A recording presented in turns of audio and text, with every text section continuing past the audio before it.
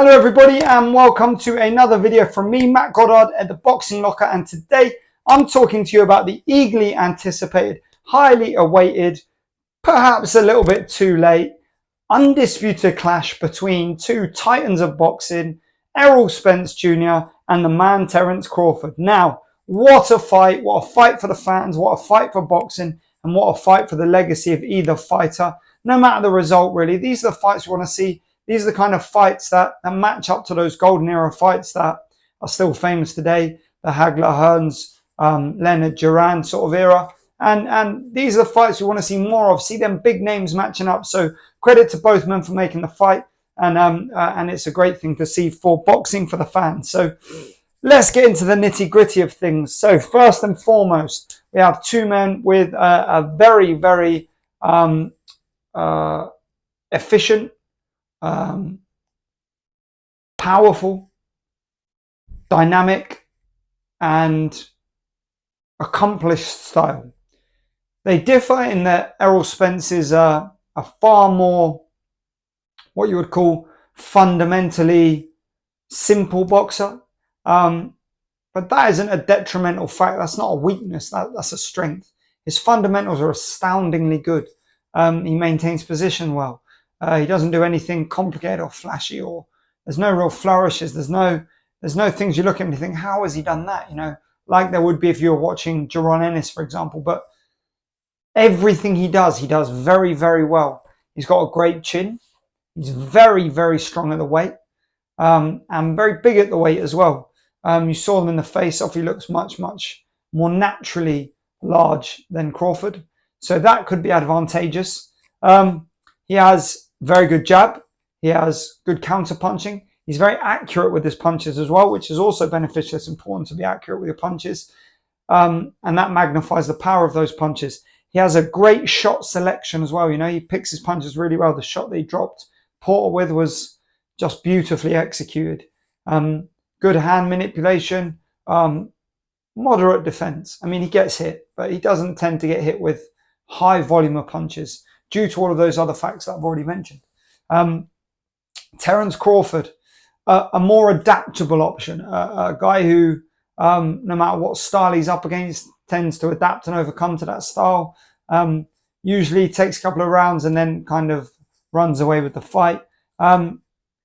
Unbelievable in orthodox and southpaw position. Great jab. I would argue better punch selection than Spence. Works the body and head. Any kind of number of shots, uppercuts, hooks, overhands, puts his punches together very, very well. Obviously, physically smaller. We've seen him hurt at welterweight against the guy whose name I can't pronounce, Caviala. No disrespect to that. That's my fault. I just can't pronounce his name. Obviously, Crawford has had a great run at welterweight, basically running through everybody that he's fought at high speed and looking very good doing it. Spence, a kind of firm, cemented welterweight, been at the top of the division for a long time. This fight probably could have happened 2-3 years ago, but maybe Crawford now has kind of adapted to the weight and grown to the weight, and now it's actually going to be a better fight for that time off. Crawford, 39 wins, 30 knockouts. Spence, I want to say 22 knockouts. But a very good knockout record nonetheless. Both undefeated. They share two opponents, as far as I'm aware. Two opponents, high-profile opponents anyway. That's Porter and Brook. Spence obviously decimated Brook, shattered his orbital. The other one that hadn't been shattered yet after Golovkin shattered it. Crawford absolutely hammered Brook into nothingness with ease. I don't think he really got out of second gear. Porter presented a greater challenge for Spence than he did for Crawford. Crawford broke him down, beat him. Kenny Porter obviously stepped in and pulled Sean out of that fight. I don't think Porter was overly happy with it, but he didn't look like he was achieving anything. He didn't look like he had a great chance of doing anything either, you know. The fight against Spence was significantly closer. He was having success. He was pressing the fight. He got dropped. He got back up. He applied pressure, and he looked like he was having success. You know, it's but you cannot judge the manner of one fight by the manner of another, because, you know, as we saw from that golden era, Hagler, Hearns, Duran, Leonard, those matchups differed immensely due to styles, due to sizes, due to experience, due to external factors. And all of these things can have a massive difference. So on fight night, you know, we've had Spence out the ring with dramatic injuries from the car accident. A lot of rumours go around that he's quite heavily into drinking. I'm not saying whether that's true or not, but all of these factors are important. But from my perspective, I think as an external perspective, overviewing the whole thing, both guys know that this is by far the biggest challenge of their careers, and that this fight could well be the fight that their career is pegged to for the rest of their life. You know, in much the same way that Wilder will probably be overlooked when it comes to all-time great heavyweight lists, because the Fury fights are where his name will be pegged, and Fury will be the name in the division. Much the same way that Pacquiao and Mayweather defeating Pacquiao, 10 years time, people are going to look back and say Mayweather was a superior boxer. Whether or not you think that is irrelevant. You know, that's just the way people will look at it when they don't necessarily have the time or don't have the inclination to sit down and watch all of the fights. And I think this is going to be one of those fights.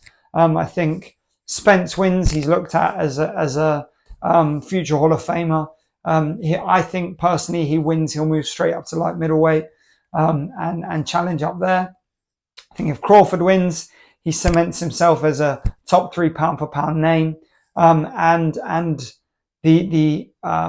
the argument for him being by far the best welterweight and probably the best boxer from light welter to light middle is hard to go against there.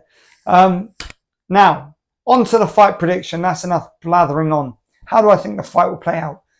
I'm edging the first 2 or 3 rounds to Spence. I think Spence will set out with a very deliberate and intentful jab, and I think that'll win him the first few rounds while Crawford figures out the timing. I think then Crawford will adapt to that, and you'll start seeing a lot more success. I think as the fight wears on, rounds 6, 7, 8, 9, you're going to see Crawford having a lot of success. And then I think Spence is going to wear him out. He's going to have more success in close. He's going to start trying to take it to more of a war area, take it to more of an exchange, where he can pick punches and land hard and use his weight, use his size, use his strength to affect a tiredness factor onto Crawford. And I think we're going to end up with the fight, last few rounds going towards Spence. And I'm thinking this is going to end up as a kind of 115, 113 sort of situation, with a few rounds there that are kind of swing rounds that people watching will, you know, there'll be people claiming robbery, but the more unbiased viewer will watch it and say, do you know what? It could have gone either way. I personally think Crawford's going to get the pick. I think he's going to do enough in those mid rounds to get the rounds to attract the judge's eye. I think he's got the fitness to keep going just long enough that Spence doesn't drain him and get to him late. Not enough to do significant damage anyway. I think the fight will go all 12 rounds. I do not think there will be a knockout or a stoppage. I think both men have too much pride, too much respect for the grandeur and value of this fight to boxing. And I think we are going to see what will probably be one of the best displays of boxing from 2 men that we've seen in boxing for an awful long time. So testament to both guys for taking the fight. Let me know your thoughts in the comments below. Don't forget to like, subscribe. Let me know what you think the score is going to be. Let me know what you think the result's going to be. I love having a chat with people about this in the comments. All the Spence fans, all the Crawford fans, please don't get upset with me for the things I say. You can disagree, but there's no reason to get too uppy about it. At the end of the day, those 2 men are the only ones that matter. Everyone else's opinion isn't worth. So there we have it. Have a great day, everybody. As always, I thank you for watching. Thanks for subscribing for those who do. Those that don't, please jump on that button and bam, bam, bam, bam, bam, subscribe away. I appreciate you all. Have a great day.